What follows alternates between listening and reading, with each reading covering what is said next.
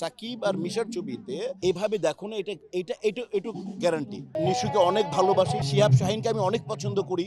ওর first ছবি আমি করেছিলাম। এই ছবি আমি চাই 3টা ছবি সুপার ডুপার হিট হোক। যে শিল্পীদেরকে সবাই পছন্দ করে, আমরা পাবলিক ফিগার, তা আমাদের অ্যাটিটিউড থাকা উচিত এরকম, খুব ইজি থাকা উচিত।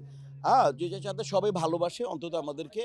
আমি এটাই আর কি বলবো, যে আমি এটাকে মেনটেন করতে চেষ্টা করি, এই আর কি। একটু কষ্ট হয় কিন্তু মেনটেন করা উচিত, কারণ হচ্ছে কি যে ফ্র্যাটার্নিটির একটা মূল্যায়ন আছে, যে কোনো সম্পর্কে একটা দাবি রাখে, ওই দাবির কিছু ফর্মালিটিস থাকে। আজকে আমার এখানে অনেকে আমাকে এক্সপেক্ট করতেছে আমি আসবো, স্পেশালি তোমরা আমার ছোট ভাই যারা তোমরা সাংবাদিক, তোমরাও আশা করে মিশা ভাই আসলে 2টা প্রশ্ন করবো, জিজ্ঞেস করবো, মিশা ভাই আমাদেরকে ফান করবে, কথা বলবে।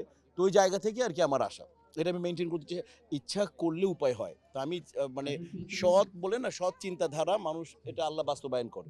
তো এরকম একটা এই আমাদের ফ্র্যাটার্নিটি, আমরা এখন সিনিয়র মোস্ট, আমরা যদি এটাকে ত্বরান্বিত না করি তাহলে এটা ভালোভাবে চলবে না। এই জন্য আমাদের উচিত এই প্র্যাকটিসটা জারি রাখা। বরবাদ হওয়ার জন্য তৈরি হয়ে যাওয়া সবাই। এটা একটা মানে অসম্ভব কস্টলি এবং একটা মানে এক্সক্লুসিভ ছবি। বরবাদ আর ঈদে সঞ্জয় সমাজদারে ইনসাফ আসতেছে, ওইটাতে দুইজন দুই রকম আর্টিস্ট, দুইটাতে দুই রকম।